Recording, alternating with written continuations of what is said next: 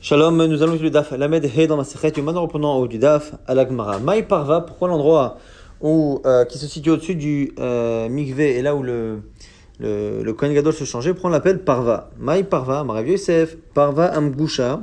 C'était le nom d'un sorcier et qui a finalement construit cette pièce. Il y en a qui disent qu'il a construit avec sorcellerie, ou qu'il était sorcier avant mais qu'il a fait tchouva, ou qu'il a construit avec une science qui ressemble à de la sorcellerie.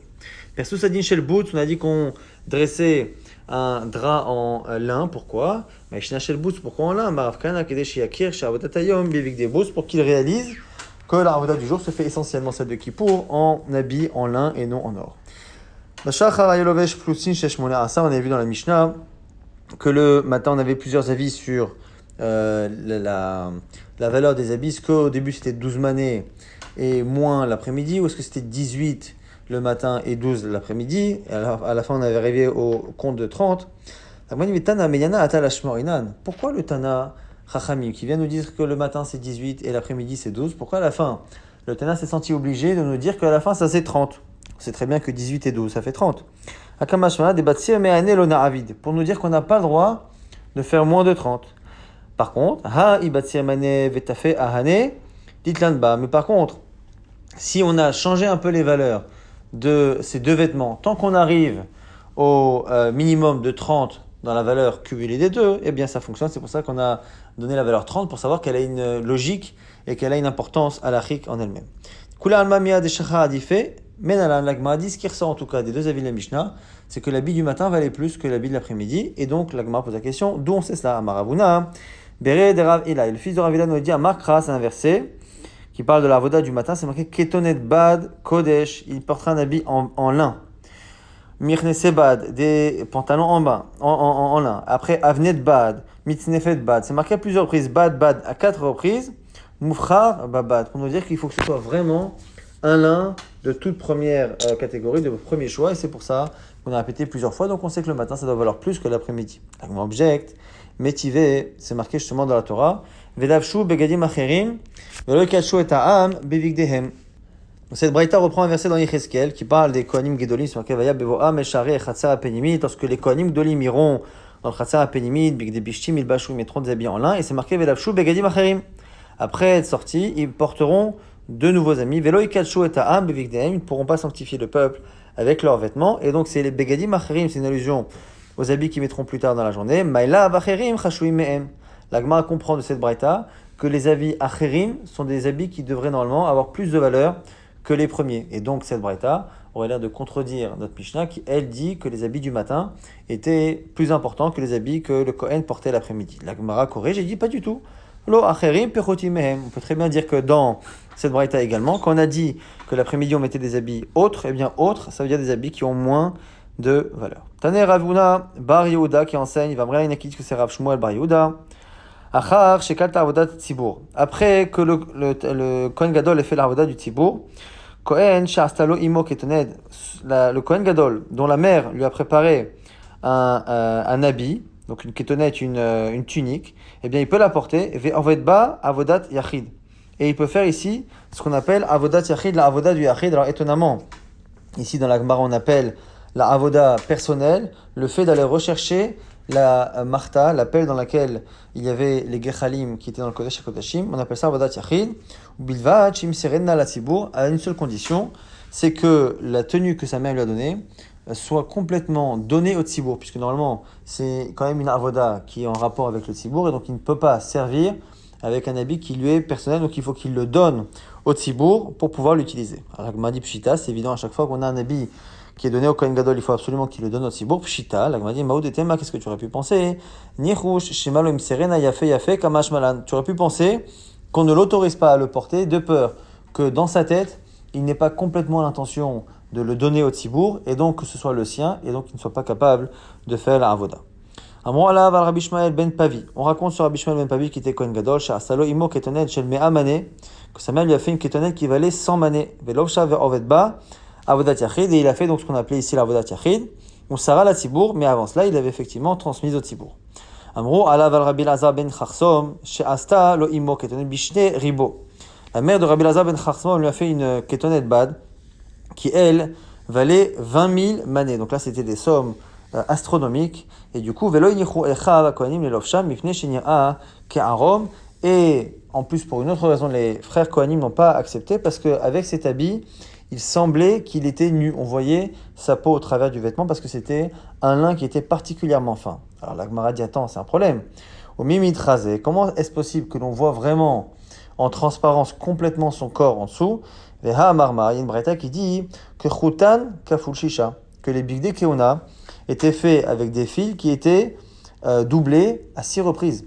Donc il y avait à chaque fois, chaque fil était composé lui-même de 6 fils de lin. S'il y a 6 fils de lin, c'est impossible que l'on voit complètement en transparence la peau. La Gemara dit non, on ne voyait pas tout. Amarabaye, kechamra bemisga. C'est un peu comme le vin dans une bouteille, c'est-à-dire qu'on devine ce qu'il y a à l'intérieur, mais on ne voit pas réellement. Et là, c'était pareil. On voyait d'une certaine manière la couleur de la chair, et c'était ça qui gênait les Kohanim, qui ont du coup interdit à ce Kohen Gadol de le porter, mais c'est pas vraiment qu'on voyait la nudité, parce qu'on a vu que c'est pas possible, mais on voyait en transparence.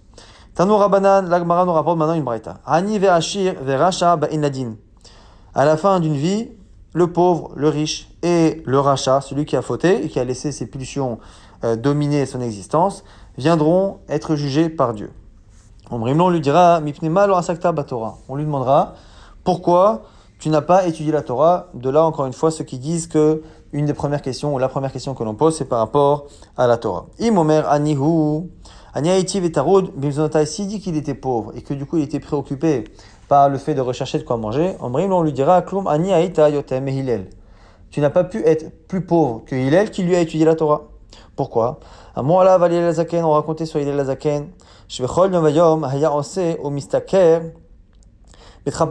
on nous dit que chaque jour il se nourrissait avec une toute petite quantité d'argent. Et cette quantité qu'il recevait pour son travail, la moitié il le donnait au gardien du centre d'études pour pouvoir accéder aux cours. À l'époque, il fallait payer pour accéder au shiurim. Et l'autre moitié pour se nourrir et nourrir les gens de sa famille. Un jour, il n'a pas réussi à trouver cet argent. Et le gardien du Bet HaMidrash ne l'a pas laissé rentrer. À ce moment-là, il est monté sur le toit et il s'est mis sur une sorte de fenêtre qu'il y avait comme ça au-dessus du Bet HaMidrash pour écouter pour écouter les paroles du Dieu vivant, donc pour écouter évidemment la Torah, Mipi Shmaya et Avtalion, de la part de ses maîtres qui étaient Shmaya et Avtalion. Amrou otoyom erev Shabbataya. Ce jour-là, c'était une veille de Shabbat. Utkufat Tevet. Haïta, on était en hiver, au mois de Tevet, la période de Tevet. Viyarad alav sheleg minash shamaim. Et du ciel est tombée une neige, donc a priori une tempête de neige plus ou moins imprévue. Sha'ala amud hashachar. Et le matin, lorsque le jour s'est levé, Amarlo Shmaya l'Aftalion. Shmaya a dit Aftalion, Aftalion achim, mon frère Aftalion, bechol yom abait meir. Chaque jour, en général, le Bet HaMidrash est plus éclairé. Va yom afel, aujourd'hui fait sombre. Shema yom ame'unanu. Est-ce que ce n'est pas un jour particulièrement nuageux? Et titsu ainehem, ils ont levé les yeux vers Aoud mutadam baruba, et ils ont vu la forme d'un homme sur le toit. Allô, ils sont montés au Mas'ou, Alav, Rum, Shalosh Meot, Sheleg, on a trouvé 3 amot de neige au-dessus. Perakou, on l'a sorti. Vertiru, on l'a nettoyé avec de l'eau chaude. Sachou, et on l'a enduit d'huile. Voshivu, Kinegedam Dora, on l'a mis devant un feu, Amrou, et on a dit Raou, Zelechalel, Alav, et Shabbat. C'est quelqu'un qui passe à Messirut Nefesh. L'effort qu'il a fait pour étudier mérite que l'on transgresse Shabbat. Donc c'était encore une fois pour montrer à la fois la pauvreté de Hillel et à la fois les efforts qu'il était capable de faire pour étudier malgré sa grande pauvreté. Achir, le riche, comment on pourra lui dire qu'il n'a pas d'excuse? On lui dira, Mipnema lo asakta batora, pourquoi n'as-tu pas étudié la Torah? Imomer Achir a ici dit qu'il était riche. Vetarud Haïti bin Chassa, et j'étais préoccupé par les biens que je devais gérer. On lui dira, Klum Achir Haïta yoter. Mais Rabbi Elazar, tu ne peux pas être plus riche que Rabbi Elazar ben Charsom. Pourquoi? Moi, là, Rabbi Elazar ben Charsom, Shiniach lo aviv. Elef Ayarol Bayabasha. Il lui a laissé 1000 villes sur terre. Kenegdan Eles Finot Bayam. Et l'équivalent toujours de 1000 bateaux de marchandises dans la mer. En général, les chiffres comme ça, importants dans la Gemara, sont très souvent des chiffres qui sont des guzmaot, donc des exagérations. Mais quoi qu'il arrive, en tout cas, il avait une richesse moufleget assez intéressante et assez importante. Et il avait de quoi prendre chaque jour une grande quantité de farine pour nourrir sa maison. même dina, lem dina, l'ilmot Torah. Il prenait juste donc cette farine-là, et il allait étudier la Torah de pays en pays. Et on verra dans l'histoire suivante qu'il se préoccupait tellement peu de ses biens que même ses employés ne le connaissaient pas. Un jour, il est tombé sur ses employés.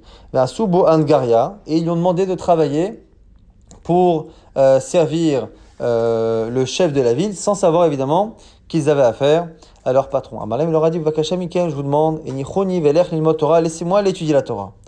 Amroulo, ils lui ont dit, on jure sur le plus riche de la ville. On te jure sur la vie de Rabbi Elazar ben Charsom qu'on ne te laissera pas.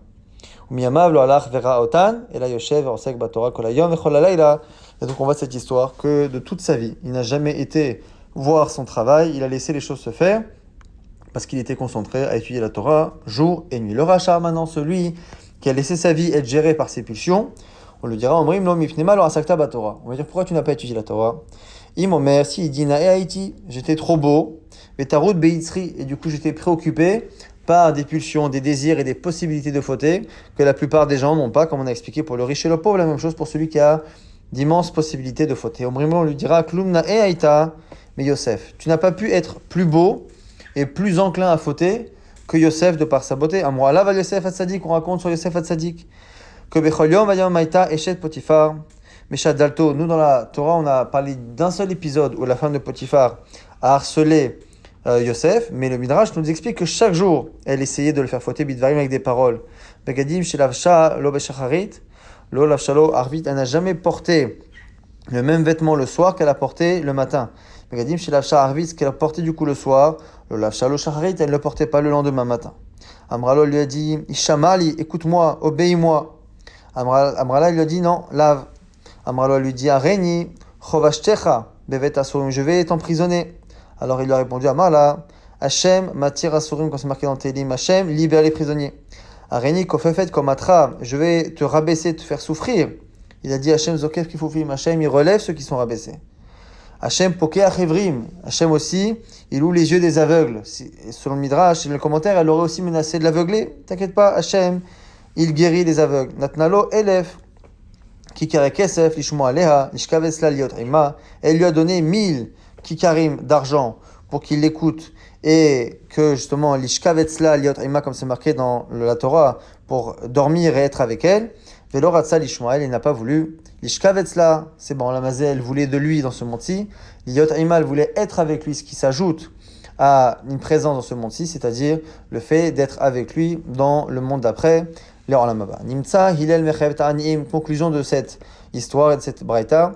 Hillel, finalement, rend coupable tous les pauvres qui se donnent des excuses. Rabbi Elazar ben Charsom, lui, Mechayev Ta'ashirim, il rend coupable les riches. Et Yosef, Mechayev Ta'arshaim, et c'est Yosef qui finalement accuse d'une certaine manière et rend coupable tous les Rechaim qui donnent leur vie à la faute. On termine avec cette Mishnah. Balo Etzel Paro, une fois qu'il s'est changé et qu'il a mis les bigdei lavam, le Kohen Gadol s'approcher de son parachatat, le fameux parachatat à Shalom. Ou par Ahmed ben Aoulam ve la Mizbeach, donc ce gros bétail, se situait entre le Oulam et le Mizbeach Achitzon. Roshol Darom, la tête de l'animal était dirigée vers le sud. Ou Panav, les Ma'arav, mais la tête tournait vers l'ouest. Donc la direction du corps était vers le sud, mais on tournait la tête vers l'ouest. La Kohen Ormen ba Mizrach, et le Kohen se trouvait à l'est, au Panav la Mizrach, et il tournait aussi sa tête vers de l'autre côté vers l'ouest. Vesomer shiadav alav, et il pose ses deux mains, il appuie les deux mains sur l'animal, midvade, et il fait le fameux vidouille. Et donc il dit, comme ça il disait, Anna Hashem, Aviti, Pashati, Khatati, Lefenecha, j'ai fauté, Aviti, Pashati, Khatati, par rapport à tous les types de fautes, volontaires, involontaires. Ani Obeti, moi et ma famille. Anna Hashem, Kaperna, s'il te plaît Hashem. Pardonne, expie la avonot, la peshaim, la chataim, tous les types de fautes. Shaviti, Pashati, Chatati, Lefenecha, Ani Obeti, que moi et ma famille avons fait devant toi. Kakatou Betorat Moshe, comme c'est marqué dans la Torah de Moshe, ton serviteur Avdecha, qui bayom azé, car ce jour-là, donc le Kippour, Yechaper Alechem, Hachem va vous expier vos fautes, Letaher etrem, vous purifier, Mikol Chatotechem, de toutes vos fautes. Vehen Onim Acharav, et les Kohanim, et le peuple qui était à côté, Onim Acharav répondait après lui, Baruch Shem Kevod Malchuto Le'olam Vaed.